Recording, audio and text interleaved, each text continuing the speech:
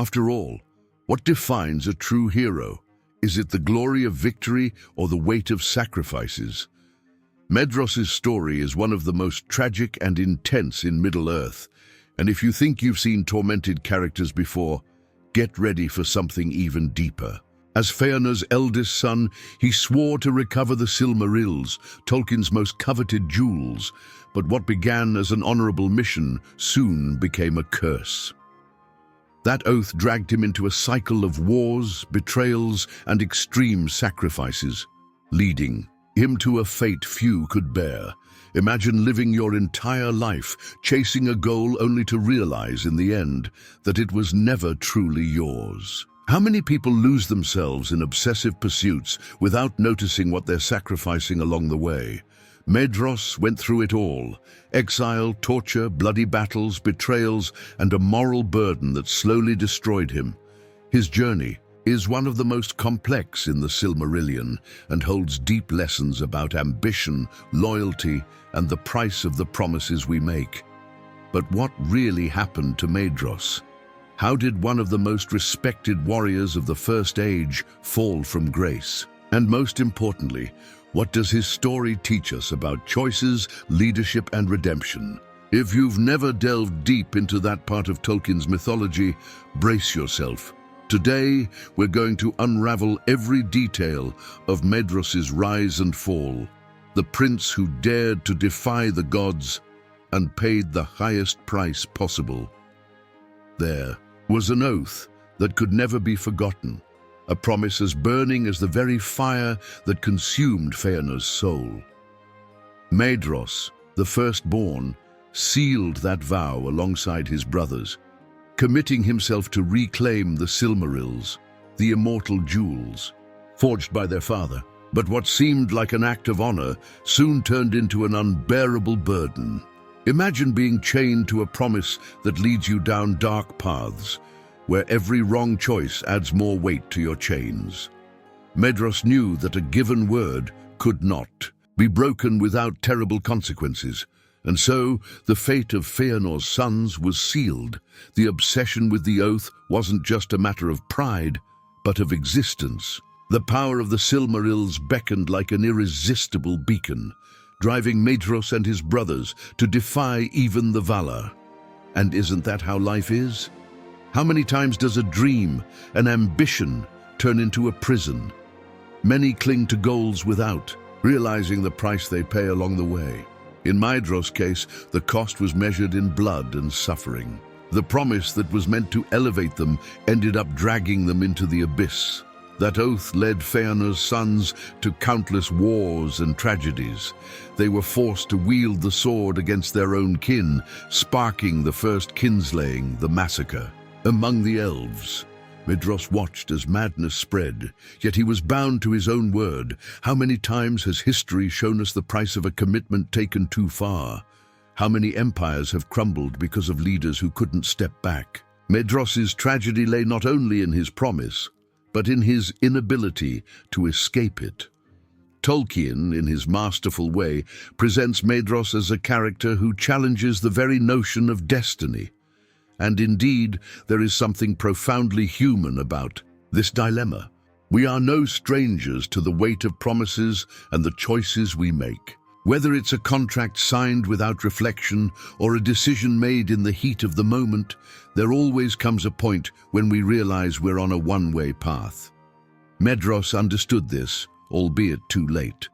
The fire of the oath still burned. When Morgoth stole the Silmarils and fled north, honor demanded action, and Maedhros, despite his doubts, answered the call. The weight of the promise allowed no hesitation. But it wasn't enough to merely pursue Morgoth. It was necessary to decide how to confront him. And when Fëanor burned the ships at Loscar, leaving allies behind, Maedhros realized that this war wouldn't be fought solely against Morgoth. The fate of the Noldor was sealed the moment Fëanor decided to defy the very gods. Yet no one felt the weight of that choice more than Maedhros. He followed his father into exile, leaving behind the brilliance of Valinor to march toward the unknown. What should have been a new beginning turned into a path of betrayal and bitterness. When they reached Losgar, the flames that consumed the Tellerese ships not only sealed their departure, they also cemented the division among the elves themselves. Maedhros watched, incredulous, as his father burned the boats, leaving Fingolfin and his allies behind, condemning them to an almost impossible journey. And isn't that life? Often, we follow leaders who inspire us, only to discover too late that their decisions may drag us into the abyss. Maedhros wanted the Silmarils. He sought vengeance against Morgoth, but not at the expense of alliances. Fëanor's betrayal not only shattered the family, but planted the seed of distrust that would echo for ages. He knew that a king isn't sustained solely by strength. The trust of his allies is the true foundation of an empire. Throughout his journey in Middle-earth, Maedhros realized that having an oath wasn't enough. One needed the wit to fulfill it. The Noldor's exile was not only physical but also spiritual. They had lost the blessing of the Valar and were on their own in a world dominated by Morgoth. Like many who break with the past in pursuit of a dream, Fëanor's sons now had to learn to survive without the protection of those who once guided them. Even so, Maedhros did not let bitterness consume him. Unlike his brothers, who harbored hatred against the other Noldor, he sought a way out. Fingolfin and his people had crossed the Helcaraxe. Fëanor's betrayal was clear, but Maedhros knew that they wouldn't defeat Morgoth divided. There was an urgent need for alliances, and he was willing to do whatever it took to rebuild bridges. But before he could act, the first devastating blow came. Morgoth wouldn't stand idle while his enemies tried to organize. With poisoned words and a well-laid trap, he made Maedhros believe that negotiation was possible. The firstborn of Fëanor, always in search of a solution, fell into the trap and paid a terrible price for his naivety. The betrayal came with a sinister smile.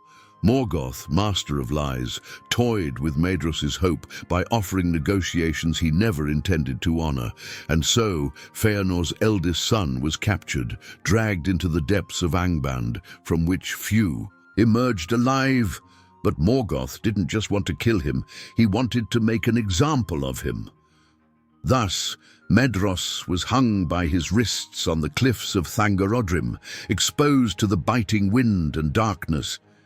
The torture was not merely physical, but mental. Days turned into months and months into years. For 24 long years, Maedhros lingered there, caught between life and death, feeling his strength gradually ebb away. Time has a cruel way of testing even the strongest. When a person is stripped of hope, everything begins to crumble.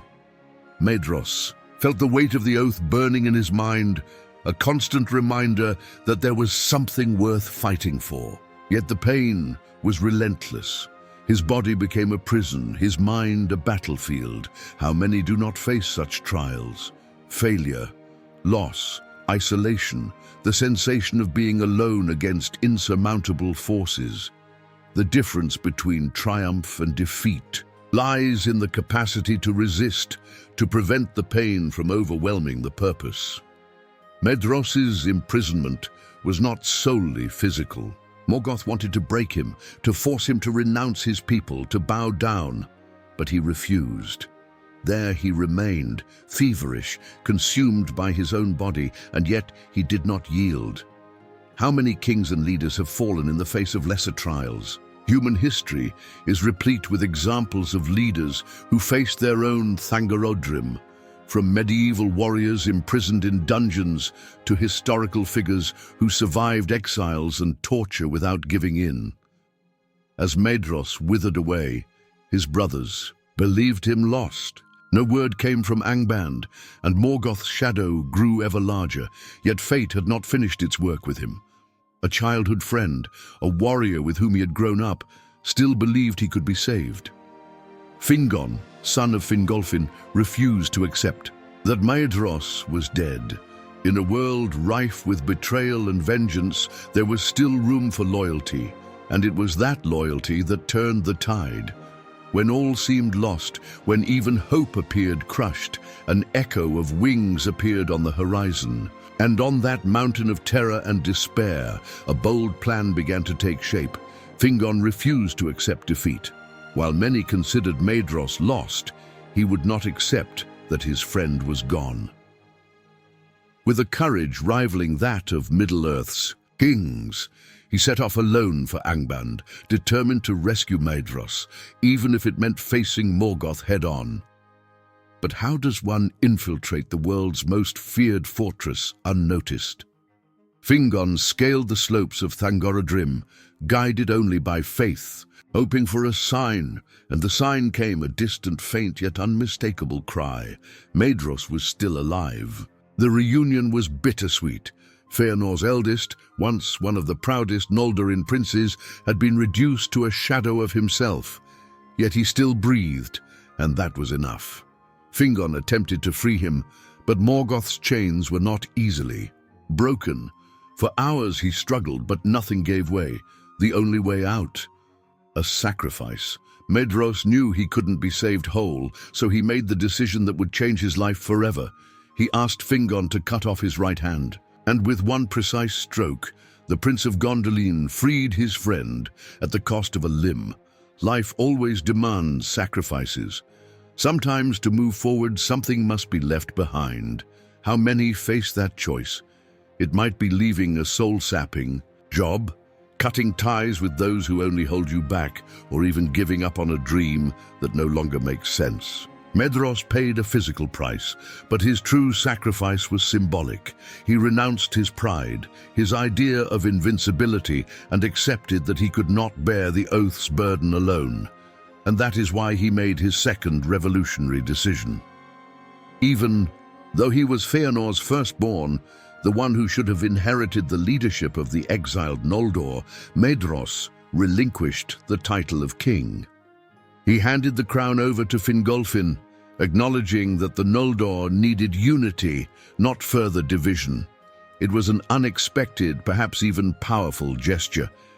Unlike his brothers, still consumed by the obsession with the Silmarils, Maedhros understood that a true leader knows when to step back, so his people may advance. But renunciation didn't signal the end of his struggle. On the contrary, Maedhros, now a warrior marked by sacrifice, became a new kind of leader, a strategist, a commander, a symbol of resistance.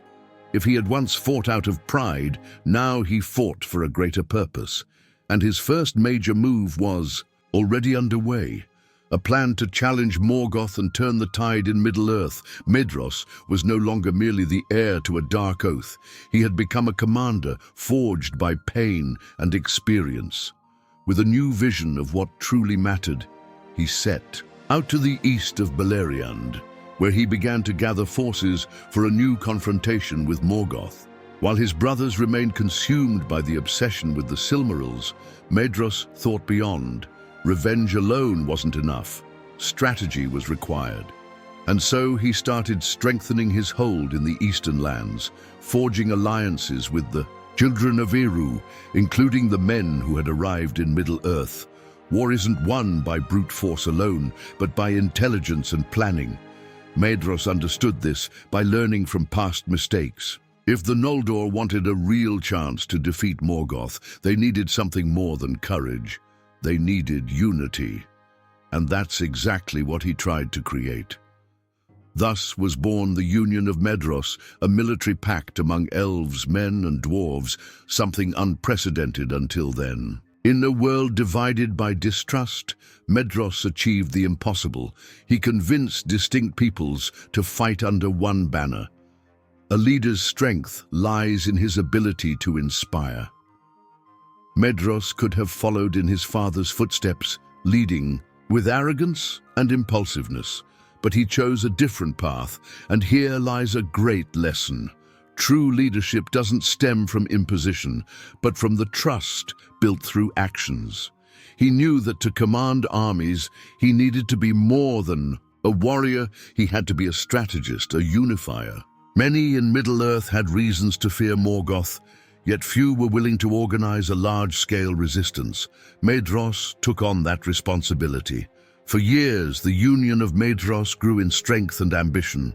His forces were ready, and a new plan to defeat Morgoth began to take shape. Unlike the impulsive strikes of the past, this time there was an elaborate strategy. The forces would be deployed in a coordinated attack, setting a trap to bring down the Dark Lord once and for all. Hope was rekindled among the Noldor, men and dwarves. But hope in Middle-earth has always walked hand in hand with danger. Fate seemed to smile upon Maedhros and his alliance, but in the shadows, betrayal was about to seal a new chapter of pain and destruction. Maedhros' plan was ready. The union he had formed was the best chance the Free Peoples had against Morgoth. The strategy was clear: attack from two sides, with Fingon leading the western forces and Maedhros commanding the east. For the first time in centuries, there was real hope for victory. And when the armies marched, even Morgoth felt the weight of that threat. But hope is a double-edged sword, and in Middle-earth, betrayal has always lurked in the shadows. At first, everything seemed to be going well. Fingon's armies advanced with might, and Maedhros waited for the right moment to launch his attack on the eastern flank. But Morgoth, as cunning as ever, had already planned his response.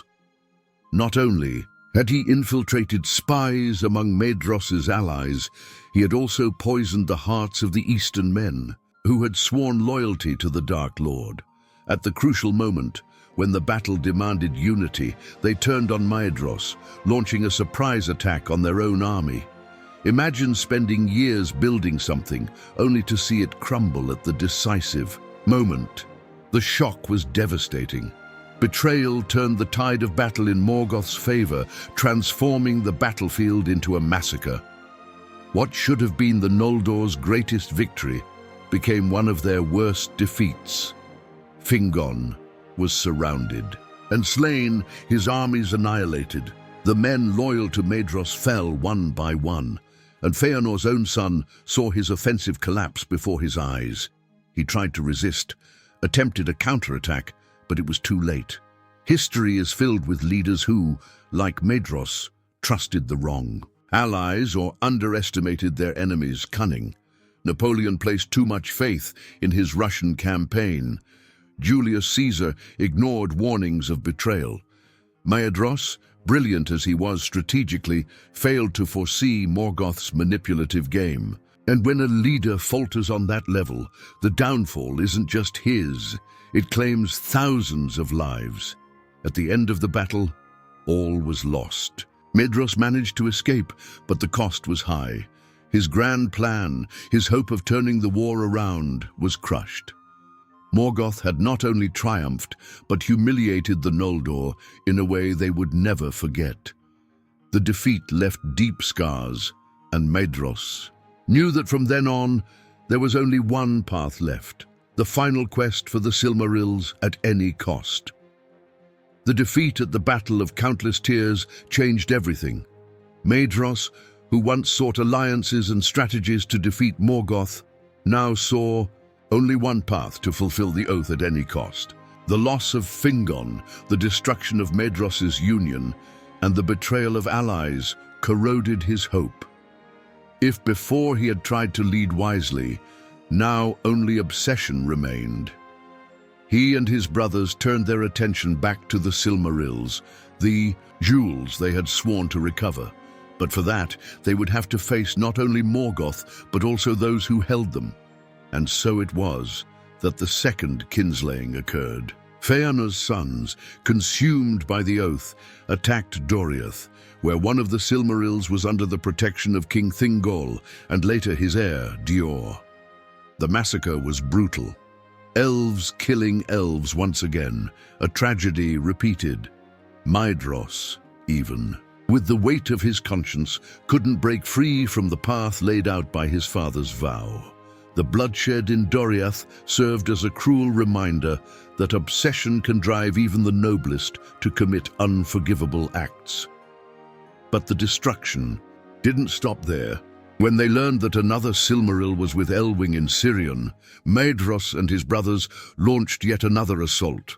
The third Kinslaying was even more tragic, for not only did warriors fall, but also women and children. And here, the madness of the oath becomes evident. Maedhros, an elf who once sought unity, was now willing to massacre innocents to reclaim a jewel. This is one of Middle-earth's greatest tragedies. How far an ideal can drag someone until they lose their very essence. How many throughout history have followed similar paths? Great conquerors who started with noble ideals, only to be devoured by their thirst for power. Alexander, who wanted to unite the world, but died chasing endless territories. Roman emperors who began as defenders of the Republic, but became despots. Maedhros followed that trajectory, from a visionary leader to a man who no longer distinguished victory from defeat. He was still a skilled warrior, but now he fought for a cause that had become his prison. And in the end, the Silmarils still eluded his grasp. Fate does not favor those who cling to a single obsession. Maedhros began to realize this, but it was too late. His oath brought him no glory, only suffering. And when the final chance for redemption appeared, he found himself faced with the only choice left. The oath of Fëanor's sons had exacted its toll. Of the 7 brothers, only Maedhros and Maglor remained, both broken, consumed by decades of war, betrayals, and tragedies. Yet the oath still called to them, and the Silmarils were finally within their grasp. Morgoth had been defeated by the Valar, and the jewels had been recovered. It was the end of a long journey, or so it should have been. But fate has a cruel sense of irony. When Maedhros held one of the Silmarils, expecting to feel the glory of victory, he was seized by unbearable pain. The jewels were now sanctified by the Valar's justice and could not be borne by hands stained with blood. Maedhros himself, who had fought so hard for that moment, saw his body burn at the mere touch of what he had desired all his life.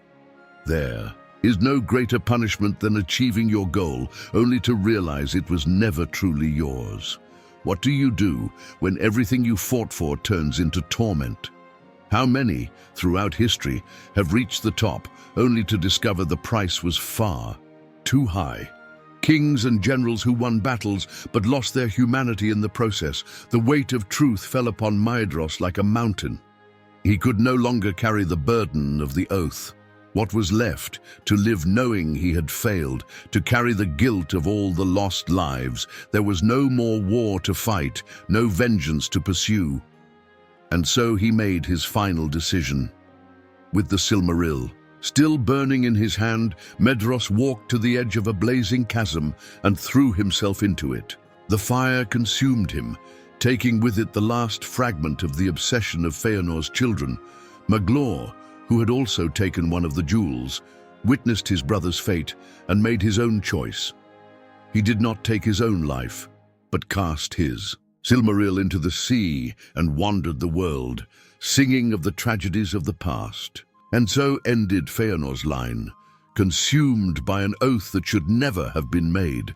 Maedhros's story is not just that of an elven prince, but of anyone who has ever been imprisoned by an idea to the point of losing everything. There are battles worth fighting, but there are also those that simply drag us into the abyss, and that is the great lesson Tolkien leaves us. Maedhros' fate is a warning. To fight for something obsessively without questioning the consequences can destroy us. What remains is to choose our battles wisely, so that in the end, we do not become prisoners of our own vows. For in Middle-earth, or in the real world, a promise can be both a blade and a chain. And now I ask you, how many times in life do we follow a path without realizing the price it demands? Maedhros teaches us that not every promise is worth keeping, and that an obsession with a goal can become a prison. How many people live trapped by ideals that no longer make sense yet continue on out of pride, fear, or simply because they can't accept that they were wrong? Maedhros's fate is a brutal reminder that even the noblest can be destroyed by their own choices. But what about you? Are you fighting for something that truly matters? Or are you stuck to a cause that only brings pain? What would you sacrifice to achieve your goals? And more importantly, when you get there, will that goal still make sense? Tolkien shows us that even great heroes can fall if they don't know when to change course.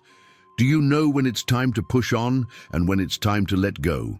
If this story made you reflect, imagine how many other lessons we can still draw from Tolkien's world.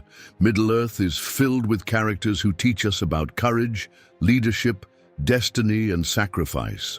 So if you want to keep exploring these incredible stories and delve even deeper into the layers of Tolkien's work, you know what to do. Subscribe to the channel, turn on notifications, and get ready to dive even deeper into the universe of Middle-earth.